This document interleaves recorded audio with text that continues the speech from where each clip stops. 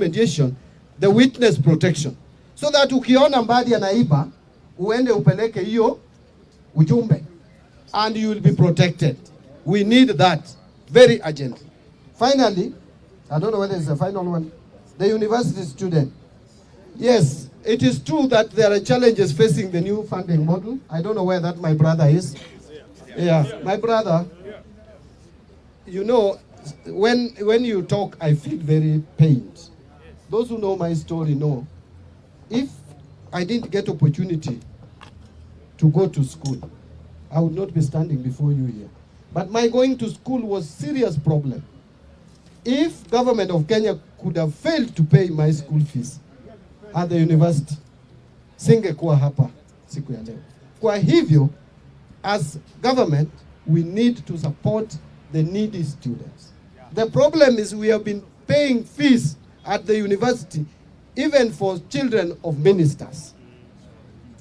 The system we have had in this country, you find someone educating mtoto wake in high-cost primary school, high-cost high school. Ikifika university, that person becomes unable. We should have a system, and I will implore my colleague, the Minister for Energy. I will talk to him. I will give him any support that is needed, that we have a system that can correctly identify the needy students. Help, we allocated not very little money. I saw you demonstrating today. Help, we didn't give you very little money. We gave help 31 billion. Already 21 billion has been disbursed. I don't know whether it is a strain why they cannot meet the school fees of all the students who need to be funded. If that 31 billion that we have allocated in the budget for help alone, before you go to the UFB PIA, we have allocated 16 billion.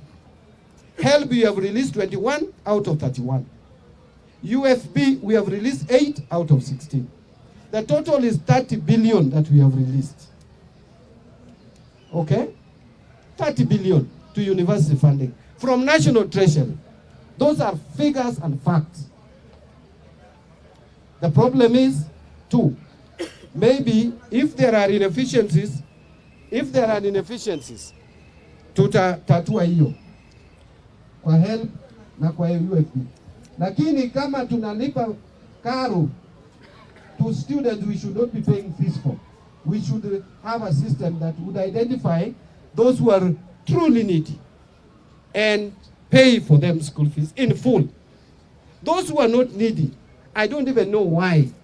If your parent can afford, why do you even ask for government funding? Don't even jaza hiyo form. Tafadhali wache watoto wa wale hawawezi ndio wapewe hiyo pesa. So I will follow up what is the problem with the help and what is the problem with UFB. But I've told you Treasury has released a total of 30 billion shillings towards university education. Renovation of State House and Paybill. Now wacha niwaulize hata nyinyi jameni. Yani mnataka hii State House ibaki tu hivi mpaka milele. What you people should call for is we be rational. We be rational. There will never be timing, bwana. Where there is no time, we will never have money. But let me tell you. Sahi tume renovate. So what you need to tell me, don't spend any more money on further renovations, isn't it? Juu hiyo nyumba ukiona sahi ni mzuri. Imekuwa renovated. Imechukua ile pesa imechukua. But the point is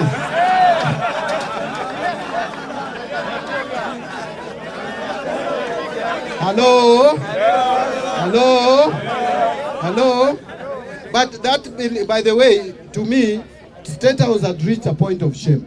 It was even now leaking, surely.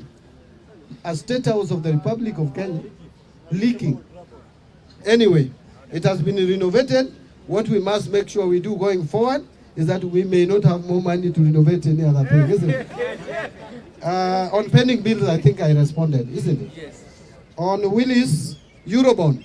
Eurobond is a big issue. Remember when the government started taking Eurobond in 2014, Jubilee government, Jubilee one, go back to one side.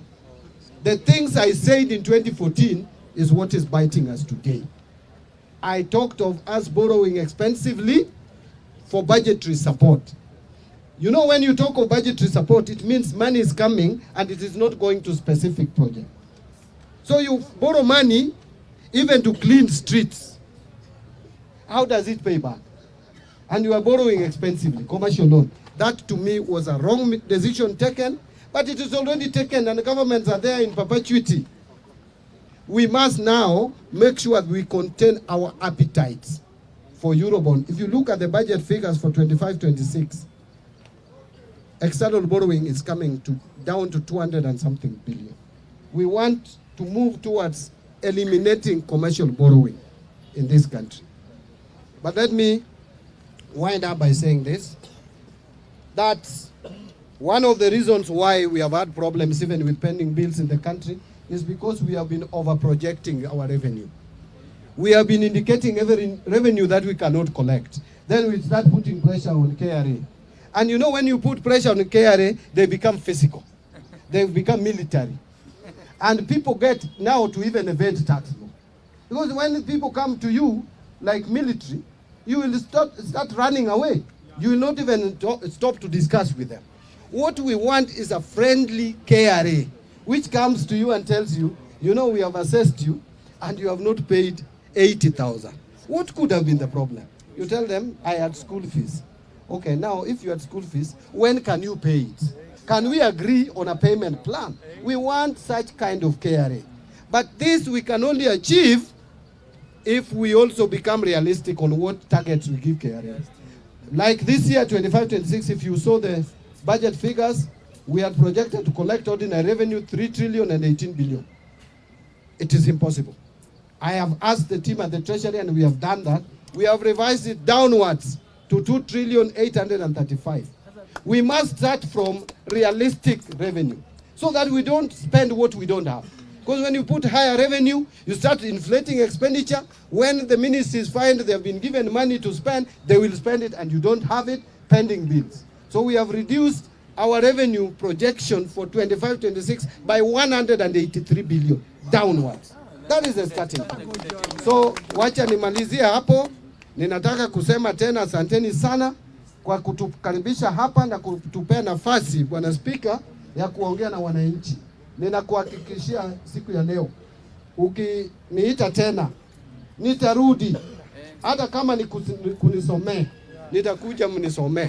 Mniambie Mbadi ulikuja hapa ukatuahidi hii na hii, tumeona umefanya contract, lakini msinichape. Sawa sawa, tutakuja tu tuongee, na kama ni kurekebisha nitarekebisha. Otherwise asanteni sana. Mungu